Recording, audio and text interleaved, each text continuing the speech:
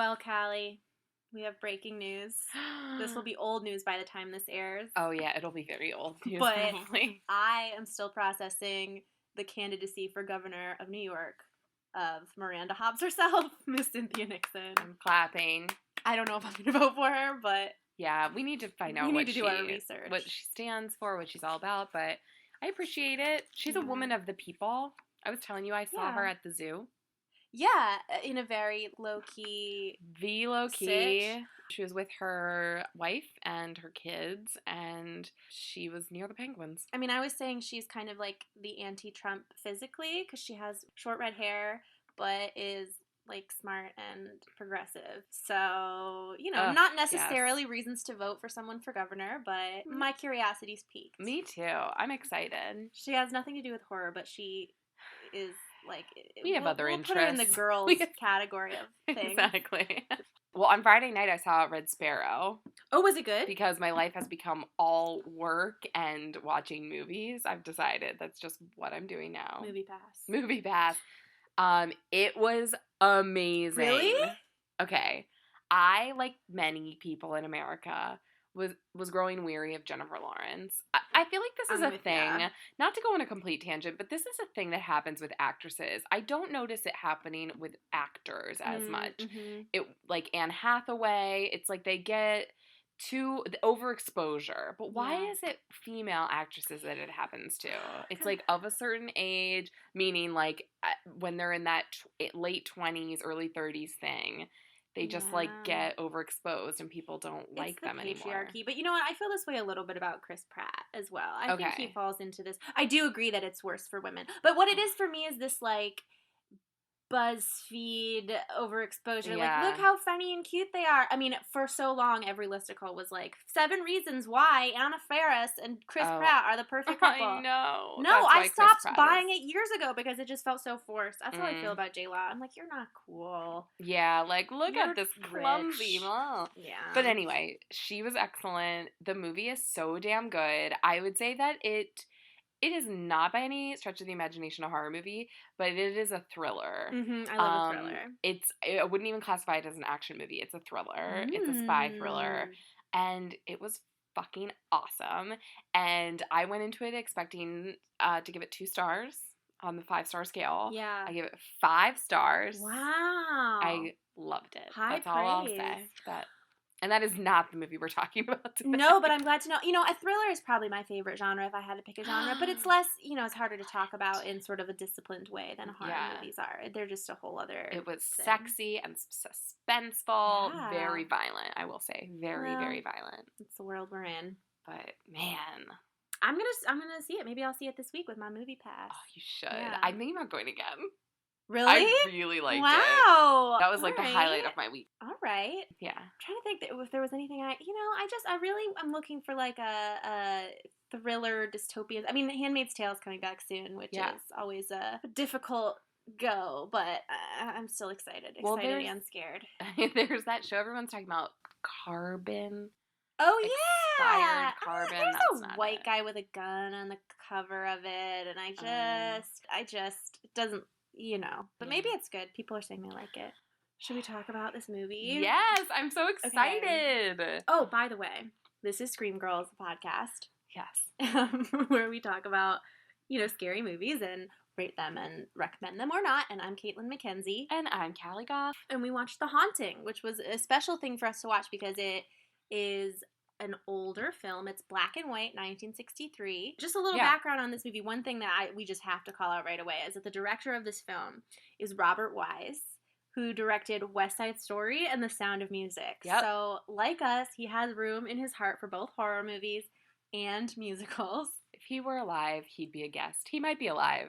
He's invited. Find out, I'm gonna. Bobby. Speaking of that, I wrote down a lot of questions that I did not take the time to answer. What do you mean? In my notes. Oh, things like, I can't remember, like the definition of words they were using. God, I sound like an idiot.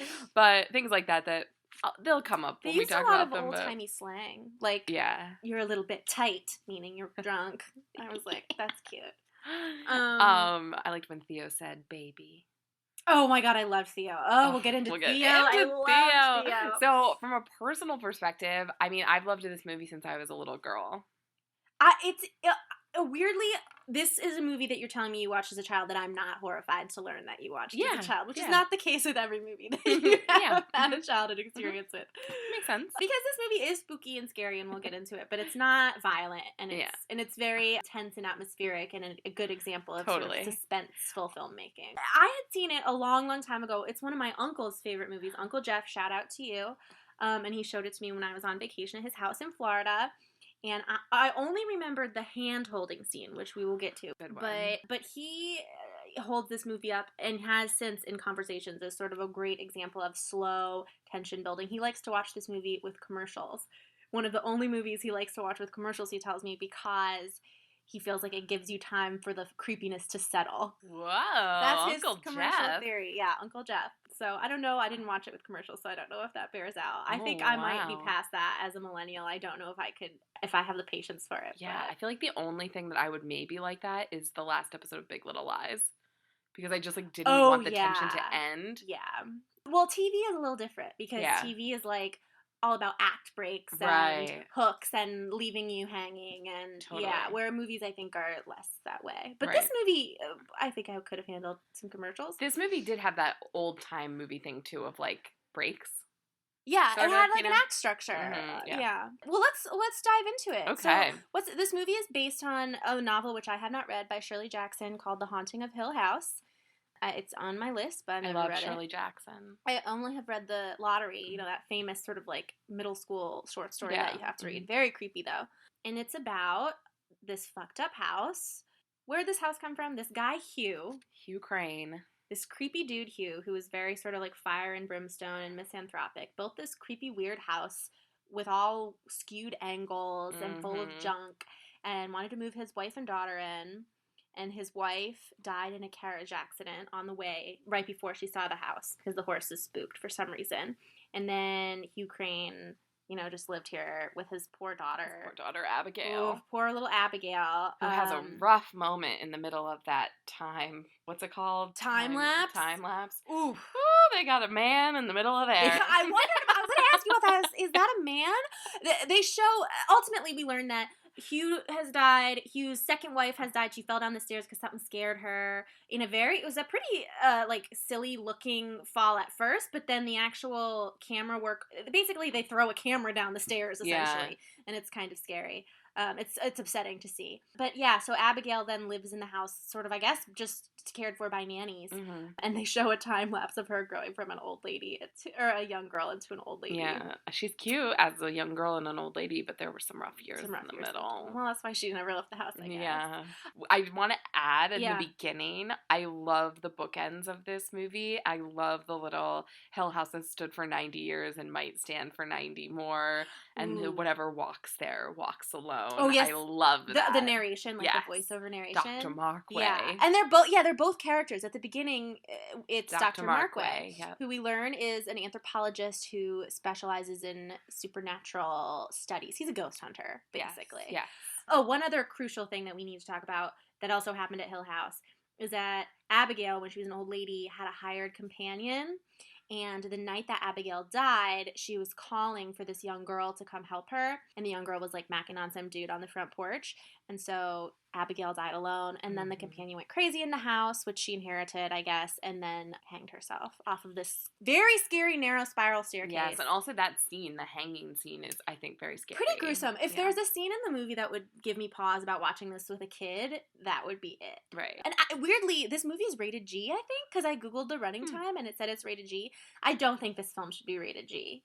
Maybe PG. PG I could see, but it's scary. There's there's scary. Suicide and death and there's the whole scene where they're reading a book about lust. It's very odd.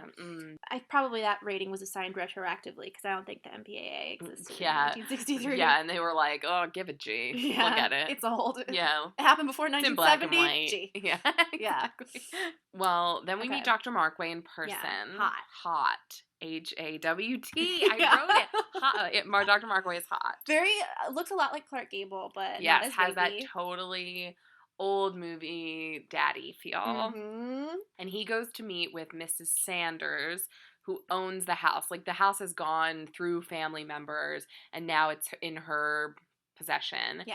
And he goes to basically to ask if he can bring a group of colleagues there, or, you know, people he's chosen to do an experiment and see if they can open the world, the door to the supernatural. Yeah. And this was the first word that I did not know. Which word? Lochinvar.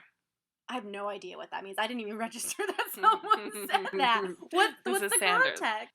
Her husband says, "Oh, you should bring your nephew Luke." And she says, "Oh, my old Lochinvar."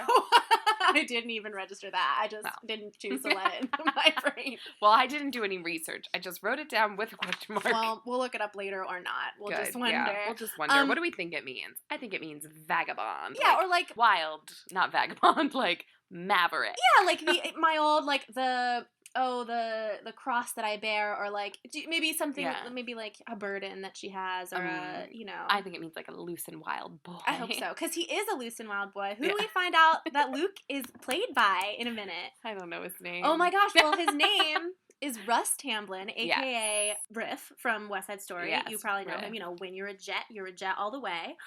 Also, throwback to episode 1, Amber Tamblin's dad. The ring is in all everything. Comes full circle. The ring just is like the ring itself. Literally, Samara is following us from movie to movie. Don't say that. Oh my god. Speaking of that, I will share this on our Instagram. Okay. At Scream Girls Pod. Scream Girls Pod. I passed by an exceedingly tall ladder the other day, and I stopped and I took a picture of it because it scared me. Well, I hope you didn't go under or near it. It's so tall. It's 2 stories. It's so tall. It's at least as tall as the barn ladder. And I literally paused and I was like, "Samara, are you up there?" Oh my god. And no one was there. No one was holding it. No one was around. I was like, "Ah!" Do you think it's more just like 7 months for us? But slowly it's gonna happen. Oh my god. Well, hopefully not. We'll see. I mean, there's plenty of other scary movies to do us in. I'm still on this fucking whole 30. I might take care of it myself. I'm gonna come into work one day and Callie's just gonna have her hair in her face, just crawling just across the floor. Yeah. Okay, so he's scratching names off a chalkboard or checking names off a chalkboard. Yeah. Dr. Markway is. Dr. Markway. And then we meet Nell. Yeah. Dear sweet Eleanor. One of the women on his list, one of the only 2 people on his list of assistants is Eleanor. I can't remember her last name. No. Banks? No, I think that's from Mary Poppins. Okay. But Lance. Eleanor Lance. Well, the first thing I wrote about Eleanor was, this girl is annoying. And then I felt immediately bad because I knew her family was shitty. Yeah. And I also could tell they were sort of gaslighting her a little bit. They were being like, "Oh, you're just so nervous and emotional and can't handle your shit." Yeah. And it's like, well, maybe she's nervous and emotional because you guys treat her like garbage and she's never had her own life. Yeah, her sister's a real biatch. Her sister's a huge bitch, and her niece is also a bitch. Yeah, Auntie Nell is blinking. Yeah, fuck off. Fuck off, you little bitch. Brother-in-law is like kind of nice, but he's just really patronizing. So I felt bad for Nell, but also she was like very extra throughout. So that was hard. Simon had some thoughts on Nell as well. I can't wait to hear them. But then we meet Nell, and then Nell basically steals the car, though it's half her car. It's half mine. Here's the thing. She wants to take this car that she has paid for half of, and her family doesn't want to let her. We find out that she's paying her rent, like half their rent, to live in their living room. Like, what the fuck? I just wrote, being a woman in the 60s is terrible. Terrible. Because there's no reason, if that was true, she shouldn't just be able to assert herself she shouldn't and do her need thing. permission. Yeah, but it sounds like she was everybody's sort of whipping girl, everybody's, exactly. She's not an assertive person. And we find out in this scene that one of the reasons she's so quote-unquote nervous is because she spent the last 11 years caring for her ailing mother, who sounded like a real piece of work. And we find out also that there is a quote-unquote skeleton in the closet of the family, but we don't know what it is just yet. Skeleton of her mother. Yeah. So she does steal the car. Yep. And then we hear for the first time her internal monologue. Which is a feature, a character in and of itself. It is a character in and of itself. And I think, though, it might be one of the reasons why I always really loved this movie, because the whole thing just had a very literary feel to it. Shirley Jackson. So, so much of that internal monologue, I feel like, is just straight from the text, probably. And the way she talks with the, like, I hope, I hope, I hope. This is what I've been waiting for all my life. She's so sad. And when she says, I could just drive on until I come to the end of the world, I wonder if all homeless people feel that way. It's just kind of beautiful. And when I was a kid, I was always drawn to the melancholy. Yeah, it's very melancholy and very, I mean, she's a thirsty girl. She has really had and she's well cast. I mean, Julie Harris, who plays Nell, is a beautiful woman, but she's not wearing any makeup. Her hair is kind of plain. Like, they've really done it up in this sort of spinstery thing. Yeah. And those tweed she's had a hard time. She's never been able to really live her life. I did have a thought while she's driving that old car. This is, I think Psycho is 1960. Psycho, totally. I was like, oh, driving scenes in old cars. Yep. Like, fugitive driving scenes are really a good thing to put into a scary I always movie. thought of the Psycho connection, too. Yeah. When she's driving just alone in that car. Psycho is one of my favorite movies of all time. I don't even know if we can do it because I don't even know what we would say. But so then she arrives. She arrives at Hill House and she meets Dudley. Dudley, I wrote down, no one named Dudley is ever good news. But he's the caretaker and he's a dick. What's the kid's name in the ring? Darby. Darby. I thought you meant Aiden, the little creepster. Hey, no. The poor little prop boy. No, so he's like, what do you want here? They all have these kind of funny 1960s accents, which I love. Well, we learn later that Markway actually is British. And I was like, oh, I thought he just had an old movie accent. Had just a slightly Madonna thing going on. Because the rest of them kind of do. Yeah, they do. And this guy, Dudley, is like, what, you city people? What are you doing? Yeah. And then she says, I am meant to be at Hill House. And this was the first time Simon was like, oh, chill out. Simon, who has a legitimate British accent, was like, oh, she's balking at him like that. Well, I liked this moment. I was like, okay, Nell, bossing up. Nell's not taking shit anymore. This is the new Nell. It's true. This is the new Nell. Nell's getting her groove back. She's never had it. She's getting her groove for the first time. Nell gets her groove, period. So she pulls up to the house. It's very imposing and creepy, and she immediately knows it's no good. Her internal monologue is like, I should leave. Anyone has a right to run away. Yeah, but she's like, but you are running away. But here's the thing that will come up in this movie. Nell goes from 0 to 60 real fast. Like, she takes no convincing at all that the house is haunted. There's no slow slide into scariness. She's immediately like, there's ghosts up in here. Oh, well. Let's see what happens. Yes, very true. Then, though, we learn, not to skip ahead, that Nell has experience with a poltergeist. Yes. And so maybe she, despite being sort of defensive about that and dismissive of it, maybe she does just immediately understand the supernatural. That's true. And that's why she's invited there. Yeah, that's true. That's a good point. Well, let's come back to that because I have some thoughts about that. But so she goes inside, she meets Mrs. Dudley, who's even creepier than Mr. And she's basically like, I don't stay here when the dark comes. Yeah. No one can hear you screaming in the dark. But then, in the night.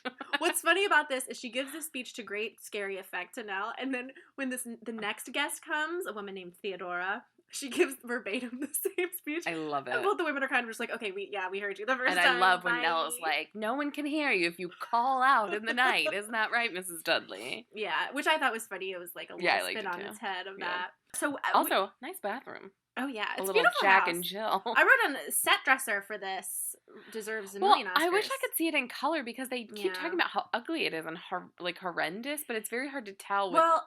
It's just like a lot of textiles. It's very full. It does feel claustrophobic even though it's so big because there's so much shit, there's so much furniture, and it's, all the angles are evidently very off and weird. And everything has a different pattern, so I'm guessing like they all are sort of contrasting or something. Yeah, but I agree. It loses a little bit of its effect in the black and white. But so then we meet Theodora. The best. My favorite. I loved. She was a real bitch in places, but I still loved her throughout. Her. Yeah. But she's just Theodora or Theo. And they have one of these exchanges that women in these kinds of movies always have, where one of them says to the other, "We're going to be great friends." I'm always like, all right, slow your roll. Yeah. Anytime anybody has ever come at me with that attitude in real life, like, I can tell we're gonna get along. I like you already. I'm just like, nope, unsubscribe. Nope, you have not earned it. Unsubscribe. Yeah. It's scary. No, and Theodora, to her credit, has sort of that reaction. Yeah. She sort of just gives her like a little elevator glance. I love what she says. I love what she says this whole time. I wrote it down. Yeah, tell me. First of all, she says something Nell, and she goes, "How'd you know my nickname was Nell?" And she just says, "Oh, I just knew it." And then when she says, "We're going to be great friends," Theo says, "Like sisters?" Oh, I know. Yeah. Ice Queen. And then she says, "Why did you go change into one of those new outfits you brought?" And Nell says, "How do you know I brought new clothes?" She's like, don't know. Well, it seems like she's just reading her. Yeah. But in fact, we find out she's psychic. So, yeah. Which I was like, what is going on with this bitch at the beginning? And then when I learned that she was psychic, I like went back. And I was like, oh. I love that. Yeah, she's great. And also, she's so gorgeous. And I was so obsessed with gorgeous. Her throughout. I was low-key hoping that she and Nell were going to have, like, a little lesbian subtext. Okay, I have something really funny to tell you about that, but I'll wait. Okay. I'll wait till later.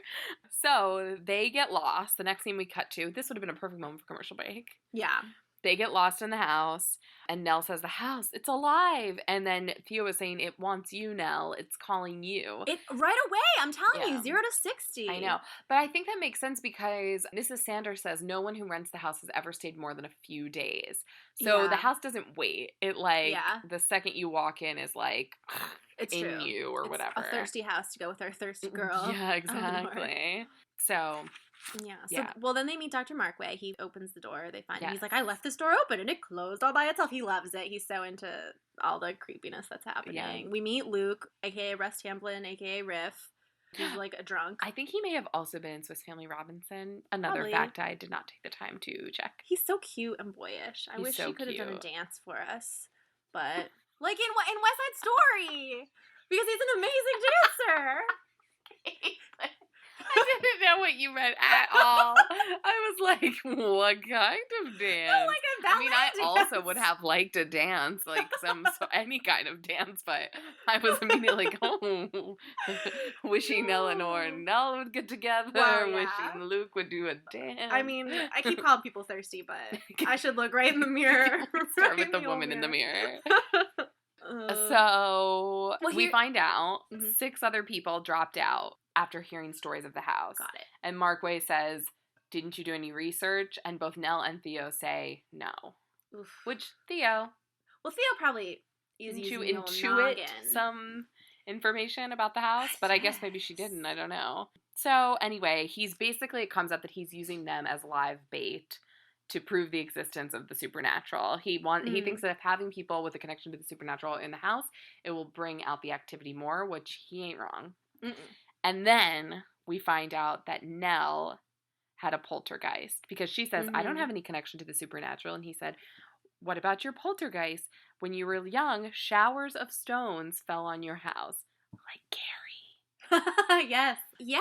And she very much vehemently denies this. No, mother said it wasn't the neighbors who threw those stones. They were always against us. Yeah. Well, I was really interested. I'll just dive into this. This movie reminds me, and we'll get into why or why not elsewhere, but of The Turn of the Screw. Do you know The Turn of the Screw? Yeah. Right? So there's this, in The Turn of the Screw, this, like, sexually repressed governess that comes into this house, and then there are these, like, sexy ghosts, and is it that these ghosts are real and they're preying on her sexually, or is her own repression sort of coming out and making her behave in these crazy ways and hallucinate and everything? And it just, this I think movie owes a lot to that story, but this issue of spinsterish, sexually repressed energy being a major facet of Eleanor's character, of what is attracting the ghosts to her, I feel like, was really interesting. Yeah, there is sort of this sexual undercurrent throughout the whole thing, like with her attraction to Markway, and then even the way she is with the statue. Will you dance with me, Hugh Crane? Like, there is this very... I don't know. You're right in that there's something to that. It's like loneliness, like deep loneliness. Yeah. Nothing ever having happened to you. The reason I bring it up in relation to the poltergeist is because poltergeists are often associated with pubescent energy and especially female sexuality. Think about The Conjuring 2 and the Enfield poltergeist, and I don't know. It just made me. That is sort of tangential to it all, but it just made me. That was the moment I started being like, all right, we got this spinstery lady. She's never had anything happen to her. She's got mommy issues. There's some weird sex stuff that's going to play into this. But I also just thought it's so interesting the way they just kind of drop that poltergeist thing. Like, it's such a little nugget of information that then you get nothing more on. Like, we don't find out what really happened. Maybe that's why the sister's such a bitch. We don't know. Yeah, maybe she's jealous that her sister got poltergeist attention. Yeah. Who can say? But yeah, so we find this out. What else happens? Anything else in the scene? They go to bed. I wrote down just like some lines that I liked because I just think the script is so, I don't know, rich to me. So when Eleanor says, everything's so ugly and yet so comfortable, like drowning, I guess. To me, I was like, Shirley Jackson, I know that's you, girl. Shirley. Yeah. Yeah. So. And there's some other internal monologue stuff where she's sort of just sitting. Nellie's such a sad character, and this was really sad. She's sitting on the couch while they're having sort of after dinner tea, and she's thinking, these people are my friends. I belong here. I have a place here. It's like, girl, you don't have to hang out with ghosts to have a place. Oh, so but sad. She does. And also, like, really, Luke's not even supposed to be there. No. So. Luke didn't have much of a purpose other than to sort of be the skeptic of the group. Yeah. It seemed like. I do think that is what his sole purpose was probably in the storytelling. Is to be the counterpoint to Markway. Totally. Yeah. But he was fun. And also be cute and maybe, like, do a little dance. So cute, yeah. Maybe do a little dance. He did a very slight dance. Not enough. Oh, yeah, when he's like, with some chorus girls. Yeah, and he was also just totally, I felt like, what's the word? Oh, I'm so bad at my words. Comic relief. Yeah. Yeah. Like when he told that joke where he was like, martinis, I majored in them in college. And I was like, aw. See, I like a little humor with my horror. I do too. I Gotta agree. have it. I loved it. So then it is the first night in Hill House. And Nell wakes up to the sound of banging. She thinks her mother is banging on the wall. She kind of is sort of half asleep. She forgets where she is. She says, I'm coming, mother, I'm coming. And then she realizes, I'm in Hill House. Theo is screaming for her from the other room. She goes running through that beautiful bathroom into Theo's room. And there's just banging on the wall. We've established that knocking sounds are frightening, okay? Knocking this is something we've learned. Are very scary. Yeah. And this is why I love this movie, because all it is knocking, and it is so scary, so effective, just banging, and then it goes into that high-pitched laughter. Yeah.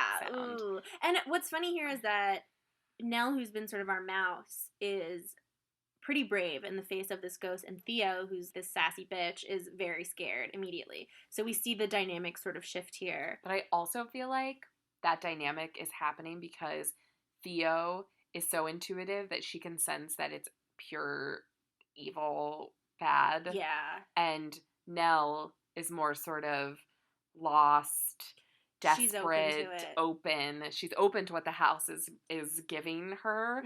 And Theo is like, no. Yeah. Bad news. She knows. Here's something to bring up. There's an earlier scene with our skeptic Luke, and Dr. Markway says to him, a closed mind is the worst defense against the supernatural. I do not believe that to be true. Eleanor has the most open mind and heart to this, and she's the one who's ultimately succumbs to it. We have to come back when Mrs. Markway comes. That's true. Mrs. Markway does bear some things out for us. Okay. But I hear what you're saying. Yeah. But maybe that's more,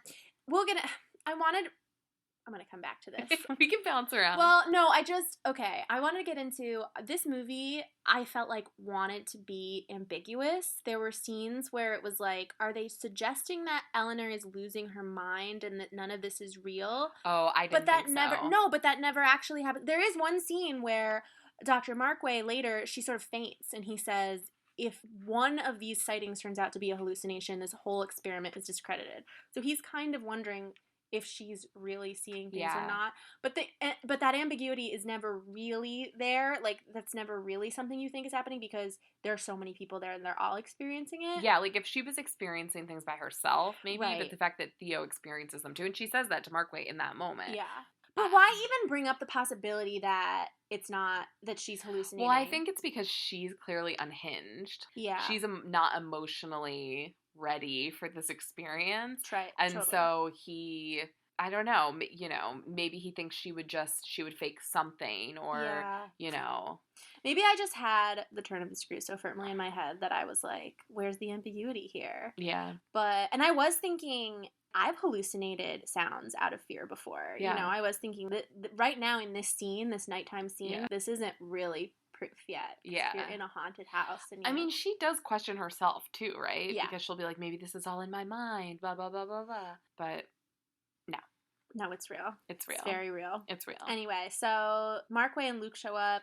They're chasing a dog. Yeah, dog ran past our room. And they say maybe the house is trying to separate us, which is like classic horror mistake. The house is just like, we know what to do. Break them up. Old hat. So then it's the morning. Mm-hmm. And Eleanor says the damn saddest thing I've ever heard. What did she say? She says, well, Dr. Markway, who, we should talk about this, is too flirtatious with Eleanor. Yeah, and we as the audience know that he is married and that his wife, smart lady, does not approve of his ghost hunting. Right. Eleanor does not know that he's married, it seems. Where'd that ring? And he's overly flirtatious with her a little bit. I wrote Dr. Markway is a fuckboy. Because he is. He's flirting. And he knows that she's very thirsty. It's very clear that she has the hots for Dr. Markway, as any red-blooded spinster might. Yes.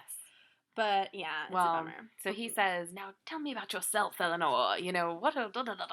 And she says, I like bananas. I forget what she says. I do this. I like that. Yeah. And I sleep on my left side. And he says, why you left side? And she says, I read somewhere that it wears the heart out quicker. That was so sad. Eleanor has very little chill. It's like, such a crazy thing to say. Such a crazy thing to say. And also, like, such a perfect line. Oh, it's really good. Yeah. So good. Yeah. At this point, Simon was asleep. Okay. I just took note of that. Great. But he woke up again, but he had fallen asleep for this little interlude. And so Nell and Dr. Markway are chatting, flirting, and then Theo comes in, and she's not having it, which I appreciate. Theo knows what's out. She watches out for her girl. Tough she love. knows what's going on. Yeah.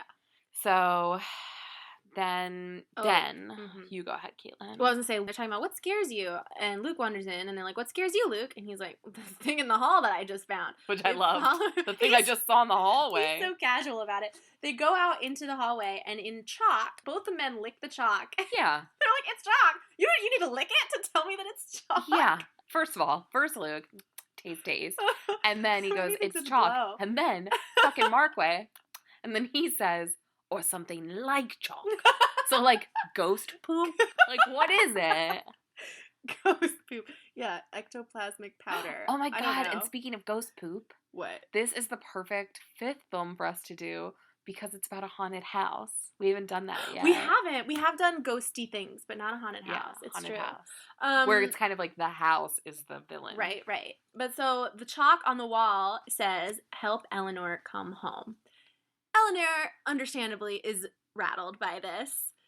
Sort of starts panicking. Why me? Why does it pick me? Blah, blah, blah, it knows blah, my blah. name. Theo starts fucking with her and being really mean to her for the sake of getting a rise out of her to make her not scared. It. So Eleanor says, did you write it? You can tell me. I won't be mad. Just tell me. And Theo says, you know none of us wrote it, baby. Ugh. And I love that girl. She's so sexy. By the way, she comes out with her hair down in this scene, and I was all about it. Love it. I love her. Love it. Yeah, and I was like, why is she being so mean? And then, Markway's like, can't you see she's just trying to get a rise out of you so you won't be scared? Yeah. And she's like, duh. She's the woman playing Theo, was she ever in a Hitchcock movie? She reminds me of a Hitchcock girl, but I think he liked blondes. He did, but she could have dyed her hair. She was so beautiful. Yeah. And sexy. Very. And I loved the way she was dressed. That black on black. Theodora. So then they go on a tour. I had a thought about you, Kaitlin, during this moment, because this is the first moment where Markway sort of bosses them around. Oh, yeah. When he says, Theo, take Nell to your room. And I was like, being a woman in the 60s is garbage. Yes! Because, like, you're not my father, you're not Hugh Crane, you're not my boss, but he just bosses them around like a white man does, and is just like, she just does it. Okay. He is so confident in all of his opinions. I wrote down at some point, his scientific method is fucked because he comes into this situation knowing that he wants the house to be haunted, believing the house to be haunted. Everything he does is working from an assumption that the house is haunted. Like a true scientific method, you're going to come in with your instruments and stuff and you're going to be like, okay, Right. You're gonna be like Scully. You're gonna go through. He was Mulder without a Scully. You're gonna be sort of skeptic. Yeah. Or neutral. Also, like, what was the plan? Because the very first night they're there, something happens. And then the second night, more shit happens. Yeah. When are you gonna leave? I don't know. I don't know. It's a good question. And also, it's like, there are still only 4 people in the house. Like, 4 people couldn't make up that there was a ghost. 4 people could have a joint hallucination. He's gonna be like, they wrote it down on these pieces of paper that I had mimeographed or whatever he says. He did. Yeah, I had these mimeographed for you. But again, and I have hallucinated from fear. It is an easy thing to do. What did you hallucinate? Well, I saw a mugging. Well, I witnessed a mugging. I was on, my boyfriend at the time had a balcony in his apartment. I was standing on the balcony, and I saw a guy getting just, like, fucking wailed on in the street. This was, like, 2 p.m. on a Sunday afternoon. God, that's awful. It was really bad, and I yelled down, I'm calling the police, because I wanted the guy to stop hitting him. He turns, and I see he has a gun in his hand. So I duck back inside right away. I call 911, and I swear to God I heard gunshots. And I told the dispatcher that I heard gunshots and that someone had been shot. They told the police. Well, the police caught him 20 minutes later because he was a dumbass, and the gun had never been loaded. So no gunshots were fired, but I heard them clear as day because I was just so panicked at the sight of the gun. I think that must be a thing. Yeah, it you definitely see a gun, is. you, like, hear a quote, you know, like, hear a gunshot. I saw it, and I was like, that man is about to die. And he didn't, though. He lived. He just got beat really bad. You've lived through a trauma. I mean, I was on a balcony. I was very grateful to be on the balcony because I felt I could intervene heroically without actually putting myself in any jeopardy. Because I was just like, you know, you rescued him right back. Yeah, no, I mean, that's a Pretty Woman reference. Yeah, we have a lot of interests. But that is terrifying. Well, I'm just saying, like, it is easy when you, like, hysteria is a real thing, and I feel like it's a tricky word to use here because there are a lot of historical implications and, you know, women who express feelings and are nervous or emotional because of legitimately upsetting circumstances are dismissed as being hysterical. Right, hysterical. But hysteria in the sense of sort of hallucinating something because you're caught up in a scary moment is real. Yeah. So anyway, so where are we? They go on a tour. And in the veranda or wherever, they see a statue of someone curing the lepers. Somebody. Sure. Thomas? Jesus? Not Jesus. I think I recognized Jesus. He didn't have the long hair. But anyway, so he's curing the lepers, and then they have this sort of like bantery thing about how I think this is a family portrait. That's Hugh Crane. That's the companion. That's and then Theo says, I think it's a portrait of us. The companion is Nell. Markway's Hugh Crane. And Luke says, who am I? And she says, the dog, which is cute. But then someone teases Nell about, bet you don't even know how to dance. And then she says, I do too. And then she asks Hugh Crane, the statue, to dance with her. And then she sort of dances around. Mm-hmm. It's very and creepy. Sings the score of the movie, which I like. I didn't even pick that up. That's so creepy. And then they end up going to the library. Yes. Nell, by the way, can I just say, is trying a new hairstyle, and it looks insane. It's like a big disc on the top of her head. A donut. Yeah, it's not great. A donut if I've ever seen one. Anyway. But the bangs are better. Bangs are better. Also, when she takes her hair down, that is some sister wife hair. It's very creepy to see a middle-aged woman with hair down to her butt. At, like, no layers, just bangs, straight hair down to the butt. I think I'm on the verge of that. No, you're not. Your hair's like middle of shoulder blades. And also, it's layered and styled. And also, you're only in your early 30s. You don't count as a middle-aged woman. Any minute now. You're not an old spinster. Any minute now, I'm going to be wearing tweed. Oh, God. Well, anyway, then they go into the library, and Nell can't go in there. Yeah. Because it smells. And it smells like a sick room. Like a sick room. But there's a spiral staircase in there, and Luke starts to climb on it, and he says, I'm going to turn this into a nightclub, and I'm going to have a kick line of chorus girls, and then the whole, a very tall as the ladder in the ring, if not taller, spiral staircase, and it starts coming off the wall. It starts coming unhinged, like Nell. And so Luke jumps off because he has a strong sense of self-preservation. Yes. Yeah, so this, and by the way, this is the spooky staircase that the companion has hanged herself from. Yeah. So, yeah, we've established that this is a risky, wobbly, scary staircase here. What happens after this? Eleanor goes on the balcony. She's talking in her own head. And then she leans back to look at the window and almost falls. Yeah. And Dr. Markway says, Eleanor, didn't you hear me calling for you? Yeah. And basically this is sort of just like reinforcing for him that she's a little off her rocker. And he holds her to his bosom. Yes, they embrace. And And Theo is also yes. And even Luke comes out and is like, she says, I got dizzy. And he says, dizzy like a fox. I love him. Luke and Theo should have their own spin-off show. They so should. Oh my god. But this is when he thinks that she could be hallucinating. And this is where I was like, is this a turn of the screw scenario? But alas, it was not to be. No. And then, first of all, Theo says, you look like death to Nell. She's just so harsh with Nell, but I fucking love it because somebody needs to keep Nell in line. And then she says again, like sisters, which I was like, little screws into Nell, which I like it. Yeah, it's very good.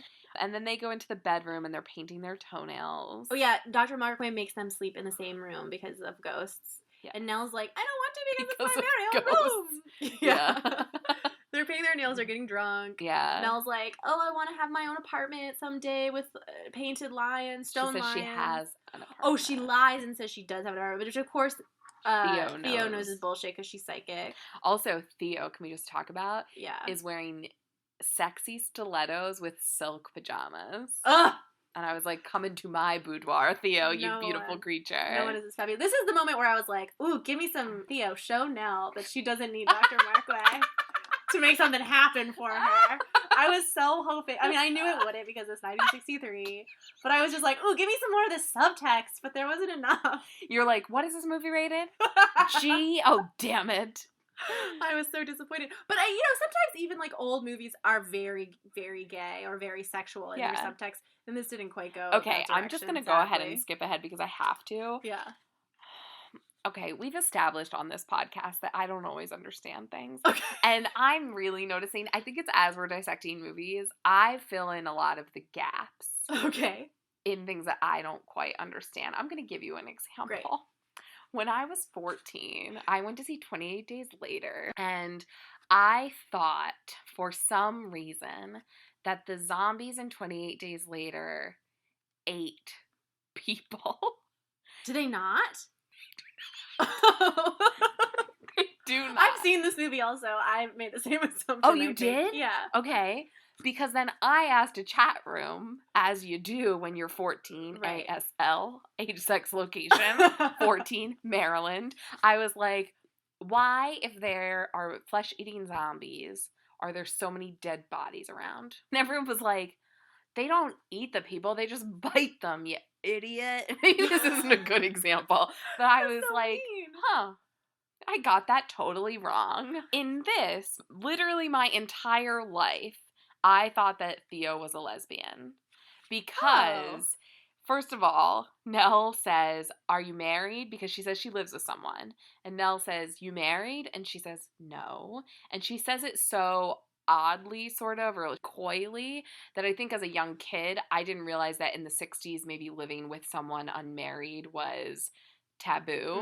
And I thought, oh, maybe she lives with a woman. And that's why it's taboo. And then later, Nell says, at least I'm not a freak. And she was like, I'd rather be something. I wrote it down, but it's like, I'd rather be boring than like you. An unnatural thing, a mistake. Oh, I just took that to mean that she was a psychic, and that's weird. I think that is what it means. But I always thought that meant that she's a lesbian. I kind of low-key was like, Theo's probably a lesbian, but I didn't necessarily think the movie was positioning her that way. I was just like, I'm going to choose to believe that that's what's happening. But it kind of makes sense. I'm going to pause this and have a little fantasy in which Theo is a lesbian. I'll go ahead and read a quick fanfic. Just pop that on the whole live journal. Chapter 1, Luke's dance. Chapter 2, Theo and Nell. Like sisters. I did write down, need some Nell, Theo, femme slash. Oh my God, amazing. No, but... So maybe that's a thing? Well, I would be interested to know what Shirley Jackson's history is romantically or her politics, or because I think there are a lot of secret gays in old movies and old lit, you know, that were just sort of slipped in there and you could tell if you were observant. I didn't pick up on those little clues, but I mean... For sure. And she also is just so slinky and... Yeah, she's so sexy. You know, I don't know. I mean, she has a sort of, like, sensuality with Nell. Even if she's not a lesbian, she's definitely, like, a modern woman, and she's not putting up with any fuckboys. No, except she does let Markway boss her around. Yeah, but I feel like it's a path of least resistance sort of thing a little bit. Yeah, true. But, let him think he's in charge. Yeah. Okay, so then, I don't know, a bunch of other shit happens. Oh, one more really scary nighttime scene, which is that they wake up in the middle of the night. They're sleeping in the same bedroom. Nell... Oh, I want to say one thing. Theo says a scary thing to Nell where she's like, don't be mad at me. I don't think you killed your mother. Yes. So we learn. Also, that part, Nell is barking at Theo. She's like, I said go to sleep. Turn off the light. And Simon goes, oh, what the hell? He, like, woke up for this. And I was like, what are your thoughts, babe? Because I was taking notes. And he goes, yappy, demanding, annoying.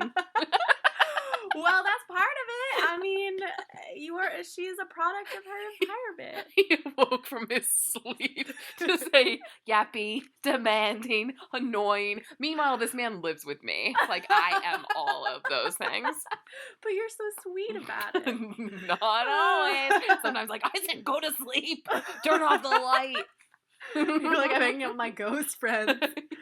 Anyway, so Nell wakes up and she's hearing scary child sounds, like a crying child and laughing man and knocking. And she's like, Theo, hold my hand. And then she's like, Theo, you're breaking my hand. It feels like you're breaking my hand. And, you know, and then she's like, I'm just going to open my mouth and scream. And she does. And then stop it! The lights come on. Theo's on the other side of the fucking room. This is, to me, is this, like, the iconic... my hand? If you've heard of this movie, this is the scene that you've heard of, because this is the only thing I remembered from having watched it with Uncle Jeff years ago. Yes. Classic. Very classic. So, the next morning, I don't know, some other stuff happens. Oh, okay, no, the next morning, she's talking to Dr. Markway again, and she goes into more detail about what happened with her mother. So, the night her mother died... Her mother was banging on the wall, and Eleanor did not go to her. Which, okay, that's one thing. And I was like, She didn't want to go to her. She was like, I was tired, my feet hurt, my back hurt. Just like the companion. Hanged herself. She did not go to her mother. Then she says, I had always given her the medicine before. I should have given it to her. So no, she did kind of kill her mother. Like a murder by omission of pills, maybe? A little bit. Yeah. Well, she'd been taking care of this bitch for 11 years. Yeah. Didn't have a life of her own. I imagine that yelling that she does, that Simon thought was yappy, was probably a glimpse into her caretaking style. Yes. You know, because if you are that kind of a caretaker, I feel like often those relationships become very contentious and volatile and borderline abusive. Yes. And so, scary. Yeah. So, then, I don't know, some stuff happens. This is the moment where it says, I'd rather be innocent than like you, nature's mistake. Yeah, because Nell and Theo get in a fight because Theo kind of picks a fight. She embarrasses Nell in front of Dr. Markway. She's like poking her and making it very obvious that Nell has a crush on him. And, you know, Nell's like, well, she says to Nell, you know, you're wasting your time. You're acting like a fool. You're embarrassing yourself. Right. And Nell's like, well, what if I'm not? And Theo, of course, knows that she is. And I at first was like, why is Theo being so mean? Well, she's looking out. It's tough love because she knows that Markway is not available. At this very moment, who should arrive but old Mrs. Markway? Yes, Mrs. Markway comes. Yeah. She says she's tired of this. The press has gotten word of all they're doing at Hill House.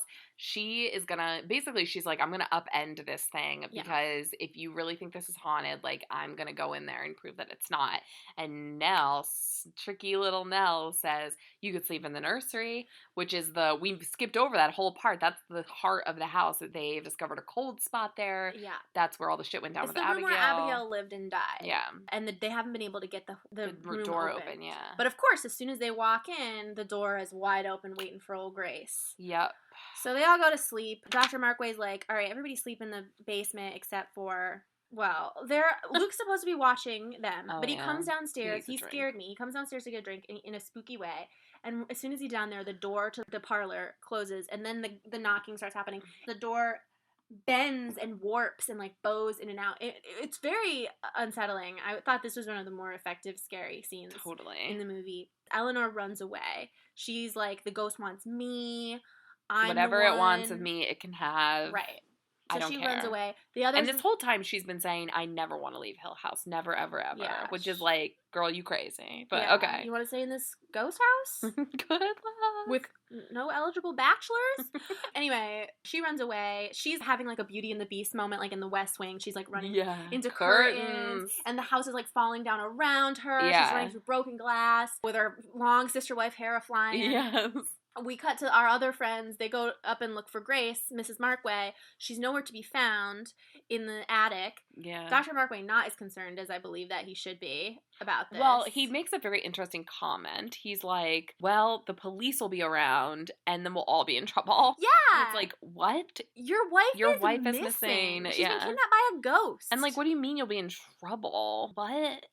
He's a quack. I tell you what, I'm on the side of Mrs. Markway and Theo throughout. Fuck boy. Hot fuck boy. So anyway, we come back to Eleanor. She ends up going to the staircase. Mm-hmm. She starts going up this creaky, scary staircase. Yeah. Oh, because she walks and she says it doesn't smell anymore. Yeah, the library. It's beautiful here. It's beautiful. I love it here. So she starts going up. It's very precarious. It's like falling out of the wall. Then our other friends show up.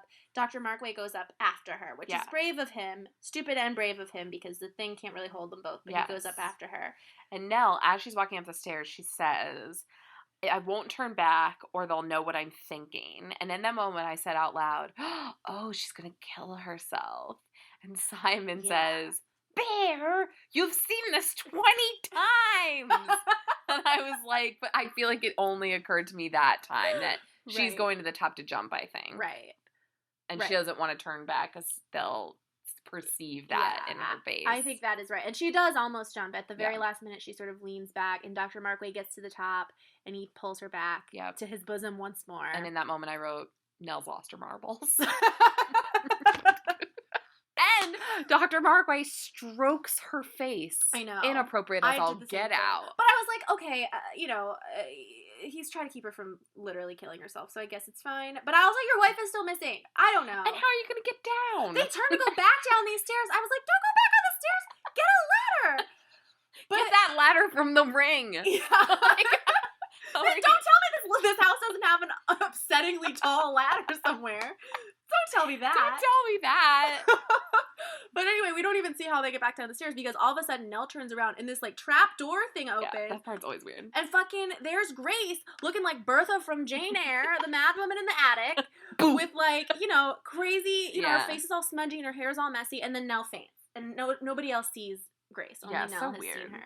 So we come to, and they're back downstairs, and Dr. Markway's like, bitch, you gotta go. You gotta go home. I'm really sorry. I shouldn't have brought you here. In the middle of the night. It's kind of fucked. She just tried to kill herself, though. True. And he's gotta find his wife. Fair. So he sends her and Riff / Luke. They're gonna go in the car and leave. And she's, like, begging the whole time, please don't make me leave. I know that was wrong. I won't do it again. Can I just tell you a line that I loved? Yeah. So she says, Luke, please let me stay. All it would be is, like, my keep. Basically, she just wants to stay there. And he says, sorry, honey, but you're not the type I keep. He's so sad. And I loved it. I was like, oh, yes, people are missing. You're telling jokes. So anyway, Markway says, get out of here, Nell. She's in the car. Luke says, I forgot something. When he gets out of the car, she drives away because she's like, they're all fools. Don't they see the house wants me to stay? Grace took my place. It's not fair. And then as she's driving, the car becomes possessed and starts, and this was the part where I was like, is it? Well, it's ambiguous because she could just be kind of going crazy and like driving the car. Yeah. Nuts. But it seems like something has come over the steering wheel. I mean, like we've accepted at this point that there are evil ghosts in the house. And Nell says, what are you doing towards the end? Because she sees that this thing is really getting out of control. And then, boom, Grace jumps out, Nell swerves, hits a tree. She gone. She dies. She dies. She dies. Right there where the Mrs. Crane died. I was really Mrs. Crane. Yeah, at the same place that the original Mrs. Crane got killed by her bolting horses. Yeah. I was really sad about this because Theo, right before she had gotten in the car, she was like, Nellie, my Nellie, be happy. Please try to be happy. And I was like, oh, Theo does love her and is a good friend to her. Nellie, my Nell. And I want her to do better, but she doesn't. She dies. No, she dies. She Also, then Gray's pot comes around from behind that tree, and I just thought, where have you been? You're a mess. She looked like she'd been gone. She'd been gone for like 2 hours. She looks like she'd been rolling around in the mud. Well, she went wherever they took Dom with the chicken foot monster. They took her to the attic. Yeah. But she doesn't know where she's been. She doesn't, like, remember. She got lost. She's like, I don't even know how I got out here. Oh, yeah. It sounds kind of sad. So, well, yeah, she's been possessed or whatever. So, yeah. Well, I will say they all deal with Nell's death pretty well. Yeah, Theo's very sassy. She's like, it's your fault. You jumped out in front of her. Yeah. She's like, no, I didn't. She just saw me at the last minute. Yeah. You know, that was shitty. But also, there's not a tear shed for Nell. The thing is, but yeah, none of them cry. And I don't know. Dr. Markway's not like, oh, thank God you're okay, honey. I love you. He's just like, Grace, where have you been? Yeah, and he's like, poor Nell. Yeah, and her bedeviled mind. Oh, yeah, her bedeviled mind. He's like, her bedeviled mind couldn't handle it, which is true. So now she's there. And then he's going to go back to the house and get some shit and call the police. And his wife's like, don't go back in the house. And he goes, it's fine. The house has what it wants for now. And then the best part of all, Nell does the closing remarks. She says something, Hill House has stood for 90 years and it might stand for 90 more. She says something and then she says, where doors are sensibly shut. Which is interesting because it's like the ghosts there shut the doors. And then she says, and we who walk here walk alone. And it's kind of this perfect thing because Nell is happy there. Yeah. She finally has somewhere to be, somewhere she belongs. She says, as she's about to crash the car fatally, something is finally happening to me. Yep. Yikes. This is really, I was really thinking about what is this movie saying about, is it, female sexual desire is powerful, but it's also uncontrollable, and it's also dangerous, and women who are not able to lead natural lives. It's like female sexuality in particular seems to be a very potent supernatural force. Interesting. I don't know exactly what to do with that. I'm sure many people have written theses on it. But I hate the word theses. Well, on another note at the end, I asked Simon, did you like it? And he said, I watched it. Solid diplomatic. So I think that would not be a high praise from Simon. No. Well, what did you give this movie, Caitlin? I would probably, if we could do half stars, I would probably give it a 3.5. I'm going to round it up to a 4. I think more could have been explored with sort of the ambiguity and, like, the madness of it. Like, it felt a little muddled to me because it was so clear that there were ghosts, so there was no real tension there for me. I was like, well, why don't they just accept this and go? Yeah. I just wanted more of a build from, okay, we're in this house, creepy stuff is starting to happen, especially with Nell as our narrator. We were, like, very much at a high point early on. Yes, I get it. But I also liked having this crazy bitch as our protagonist. I loved Theo. As far as scary movie or scream emojis, I think I would like to give it a higher score, but I'm gonna give it a 2. I think if I had seen the movie in theaters, even today, maybe it would have been a little different. Or if I'd seen it in 1963, I probably would have been more scared by it. But I just have, it's like eating mild Tabasco sauce, having eaten like habanero sauce for a while. It's just not as scary. It's a lot of stings and melodrama and but I liked it a lot. I enjoyed it a lot. What is your rating? 4 stars, maybe 5. Just Fair. for movie. I've loved it for a long, long time. 3 ghost faces. What's the scariest part to you? The banging. The banging on the walls is so scary. In fact, I was so scared by that, and I told my mom that one time. My mom's going to love all these stories about her. And she and my stepdad thought it would be funny to play a joke on me and started banging on the walls one night, and I lost my mind. That's so mean. I went the way of Nell and lost my marbles, and I was like screaming like a maniac. If my parents had done that to me, I would have punished them by never sleeping again for years. I can't even tell you how long. I'm pretty sure I just fell asleep out of fear. My parents had to sleep in my bed with me after I watched the vampire movie episode of Are You Afraid of the Dark? literal years. Oh, I love the vampire episode of Are You Afraid of the Dark? So bad. So bad. No, my mom, like, tormented me. And I remember being in my dad's house in Connecticut, and my dad had a creepy old house, and my dad used to, like, gargoyle, so we had gargoyles everywhere, and I was just, like, very scared staying there. And I remember, like, basically out of fear, hallucinating bangs and the door slamming shut and stuff like that. And I was so freaked out. Hysteria. So I would say 3.